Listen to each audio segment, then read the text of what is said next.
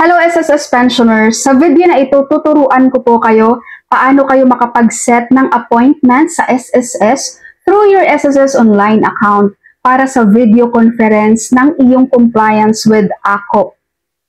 Okay, so better din to guys sa mga SSS pensioners natin living abroad. No, mas hassle-free sa inyo guys ang video conference talaga para sa inyong AKOP compliance. Okay, so pinakauna nyong gawin, mag-login kayo sa iyong SSS online account and then sa services, nakikita nyo itong set appointment, i-click nyo yan. Or kaya naman guys, may makikita kayong quick links dyan, i-click nyo yung set appointment.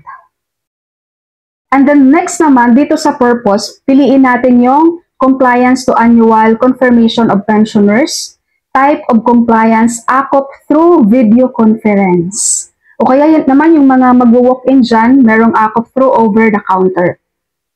So pipiliin natin ang AKOP through video conference and then preferred channel, MS Teams ba ang gusto mo or Viber.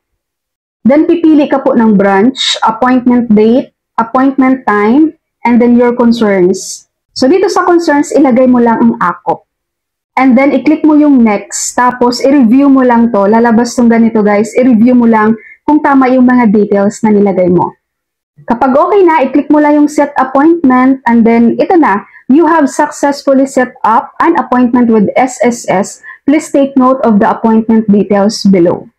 And merong reminder dito sa baba.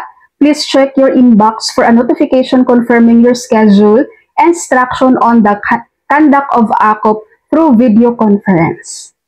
And then, i-check mo rin yung inbox notification mo. So, lalabas din dyan yung appointment mo na sinubmit kay SSS.